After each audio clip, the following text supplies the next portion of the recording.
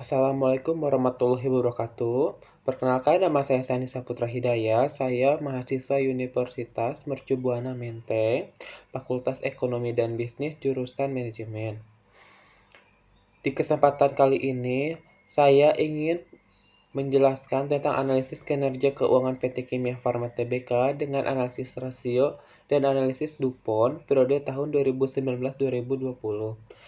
Sebelumnya, saya ingin mengucapkan banyak terima kasih kepada Ibu dosen, Ibu Dian Primanita Oktasari, yang telah membimbing saya dan memberikan kesempatan saya untuk bisa menjelaskan hasil kinerja saya.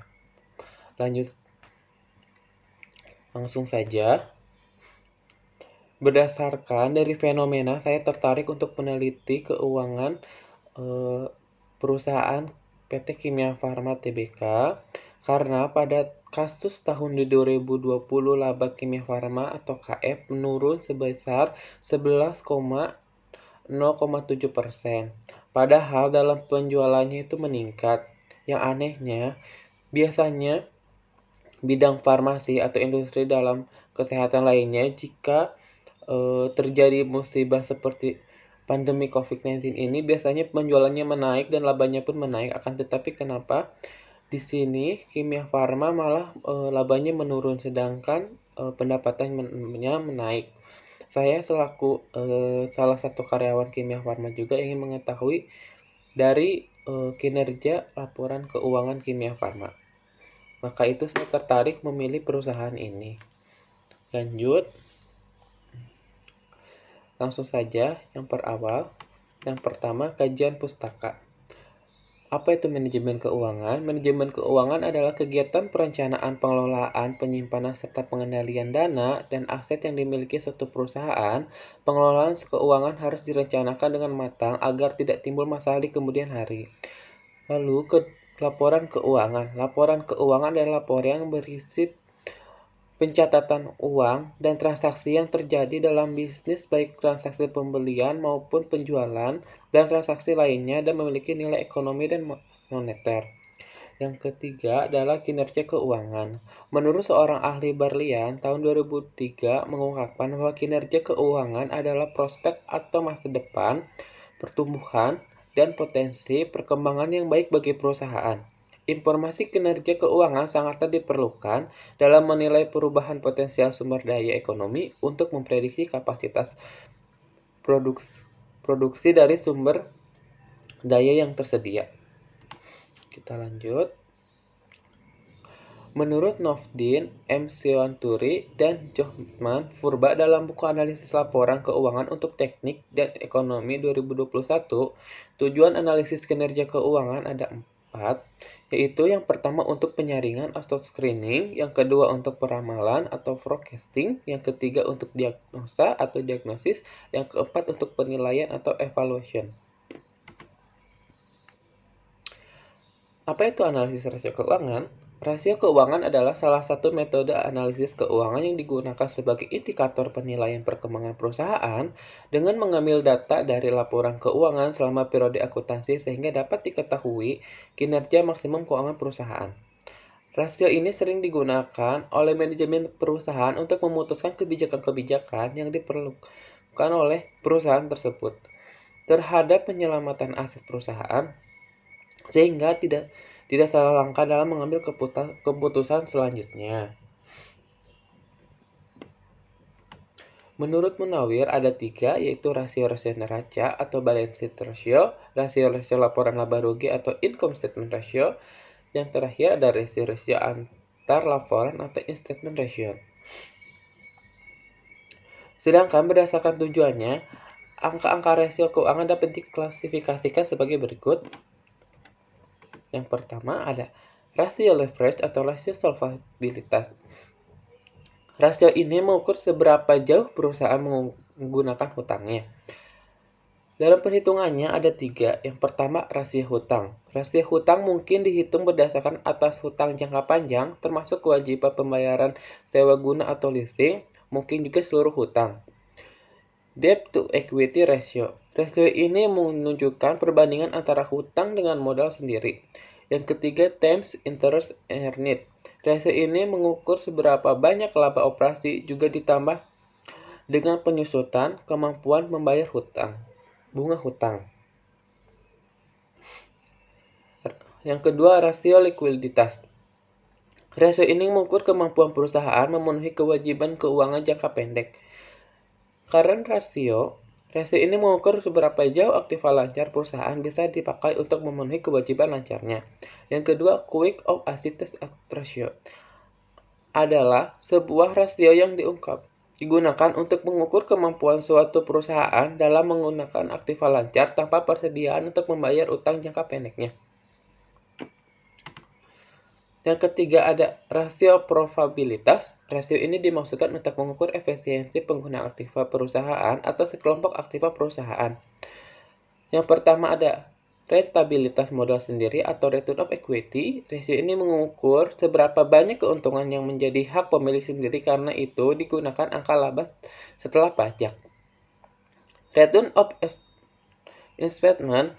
Rasio ini menunjukkan seberapa banyak laba bersih yang digunakan dari seluruh kekayaan yang dimiliki dari perusahaan. Yang ketiga ada profit margin. Rasio ini mengukur seberapa banyak keuntungan operasional bisa diperoleh dari setiap rupiah penjualan.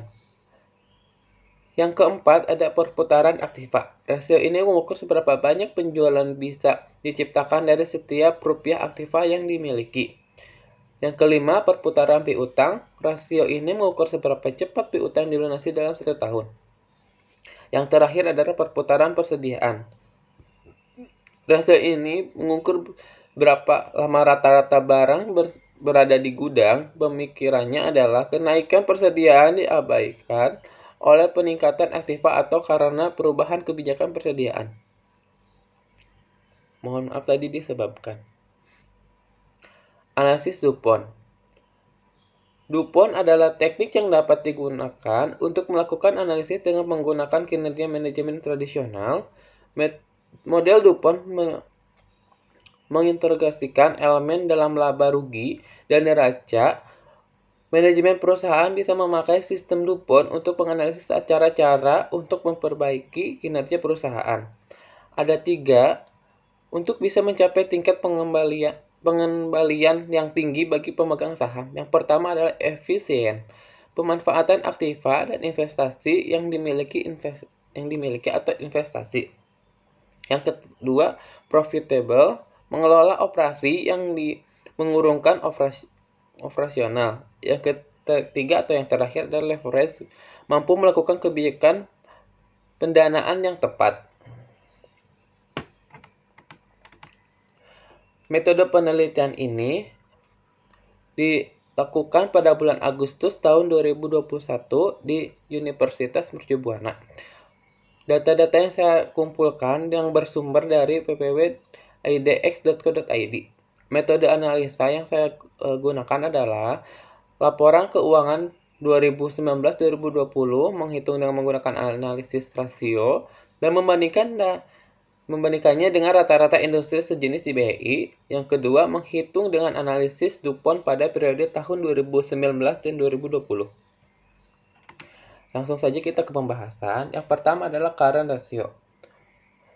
Dilihat dari bagannya, jumlah aktiva lancar sebanyak 0,89 kali utang lancar di tahun 2020 dan di tahun 2019 adalah 0,994. Jadi Rp1 dijamin oleh 0,898 di tahun 2020 dan 0,994 di tahun 2019.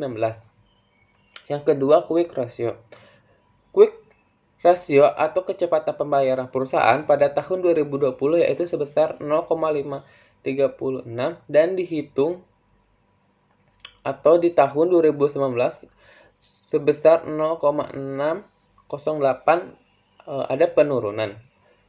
Yang ketiga adalah cash ratio. Cash yang setiap dibayarkan atau penjamin utang setiap tahunnya cenderung sama, yaitu sebesar 0,84.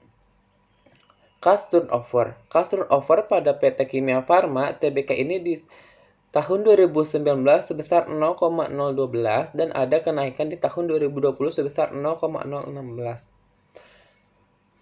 Inventory to NWC di tahun 2020 sebesar 3,539, lebih baik dibandingkan tahun 2009 yaitu minus 60,167. Selanjutnya kita ke rasio solvabilitas. Pertama ada debit ratio. Debit rasio perusahaan pada tahun 2019 sebesar 0,596 dan peningkatan pada tahun 2020 sebesar 0,595.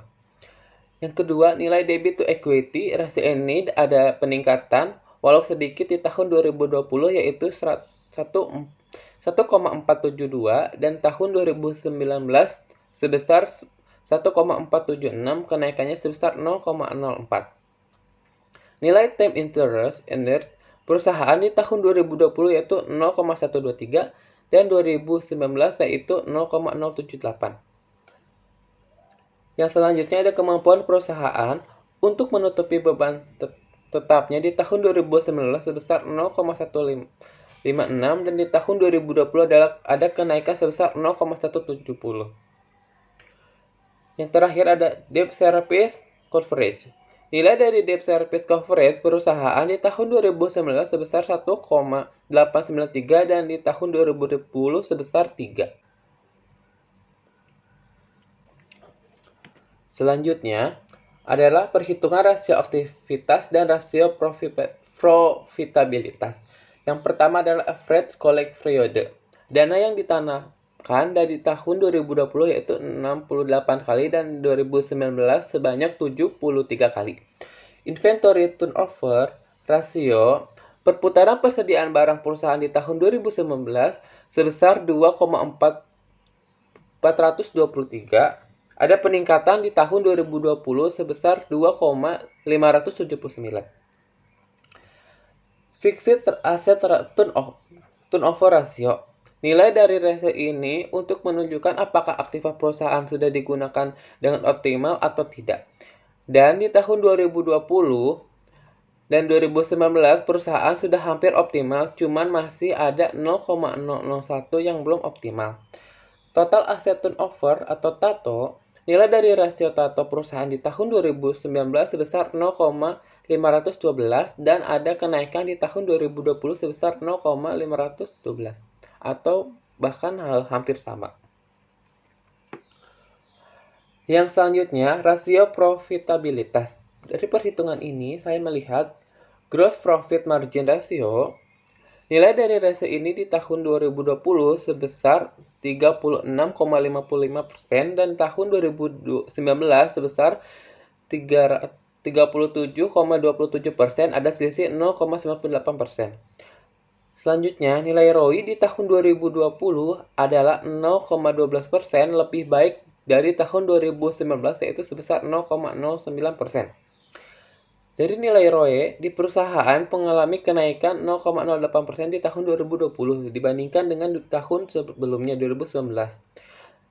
Operating profit margin keuntungan di tahun 2020 sebesar 0,73% dan di tahun 2019 0,41%. Ada kenaikan sebanyak 0,32%. Lalu selanjutnya ada net profit margin. Laba atau profit yang didapat di tahun 2020 yaitu 0,20% dan di tahun 2019 adalah 0,17%. Selanjutnya, saya akan menjelaskan perhitungan analisis DuPont yang telah saya analisis. Dari analisis ini, saya dapat menarik kesimpulan atau akan menjelaskan hasil analisis DuPont menunjukkan bahwa ROE PT Kimia Farma Tbk pada tahun 2020 mengalami kenaikan sebesar 0,19%. Hal ini disebabkan karena adanya kenaikan ROA sebesar 0,33%, walaupun ada penurunan pada pengadaan ekuitasnya sebesar 0,67%. ROA mengalami kenaikan dikarenakan adanya kenaikan atas perputaran aktiva sebesar 11% dan margin laba bersih meningkat sebesar 0,17%. Peningkatan margin laba bersih dipengaruhi oleh peningkatan laba oleh total biaya operasional meningkat sebesar 69%. Sementara penjualan peningkatan sebesar 6%, pada periode ini terjadi penurunan pada perputaran aktiva yang disebabkan karena adanya penurunan pada total aktiva sebesar 17%. Namun penurunan perputaran aktiva ini membuat ROE meningkat sedikit. Maka dari hasil analisa saya dapat menarik 4 kesimpulan. Yang pertama adalah kinerja keuangan PT Kimia Farma Tbk pada periode tahun 2019 dan 2020 dilihat dari rasio likuiditasnya terlihat bahwa perusahaan masih kurang likuid dikarenakan adanya penurunan pada current ratio dan cash ratio yang berarti kemampuan perusahaan menurun untuk membayar utangnya yang akan jatuh tempo. Namun perhitungan rasio likuiditas semua cenderung hampir sama dari tahun sebelumnya, yang berarti perusahaan liquid untuk membayar utang jangka pendek menggunakan kas dan setara kas. Yang kedua, kinerja keuangan PT Kimia Farma Tbk pada periode tahun 2020 dinilai dari rasio solvabilitasnya mengalami peningkatan dikarenakan nilai debit rasio dan debit to equity rasio yang mengalami peningkatan. Hal ini berarti aktiva perusahaan pada tahun 2020 dibiayai oleh keutang lebih besar daripada di tahun 2019. Dengan kata lain, perusahaan mempunyai risiko kegagalan yang lebih tinggi untuk membalikan pinjaman kepada pihak kreditur apabila perusahaan dilikuidasi. Yang ketiga, kinerja keuangan PT Kimia Farma Tbk pada periode tahun 2020 dilihat dari rasio aktivitasnya hampir sama saja dengan tahun sebelumnya di tahun 2019. Tidak ada penurunan atau kenaikan yang signifikan, namun terdapat penurunan di perhitungan AVC-nya, tetapi tidak terjadi perselisihan yang jauh di perhitungan yang lainnya. Selanjutnya, kinerja keuangan PT Kimia Farma Tbk pada periode tahun 2019 dan 2020 dilihat dari rasio profitabilitasnya mengalami kenaikan dikarenakan nilai ROA dan ROE yang naik. Hal ini berarti efektivitas perusahaan membaik untuk menghasilkan keuntungan. Mungkin penyebab utama dari meningkatnya penjualan yaitu adanya kasus pandemik COVID-19 ini. Cuman saya masih bingung kenapa bisa masih labanya malah kurang gitu kan, malah minus. Mungkin saya bisa memprediksikan bahwa terjadinya sebelumnya terlalu banyak utang atau pinjaman sehingga dengan adanya nilai penjualan yang naik itu untuk melunasi hutang-hutang yang sebelumnya. Referensinya saya melihat dari sini. Dan sekian presentasi dari saya atau penyampaian saya tentang analisis laporan keuangan PT Kimia Farma Tbk. Mohon maaf bila banyak kekurangan dan terima kasih atas kesempatan. Assalamualaikum warahmatullahi wabarakatuh.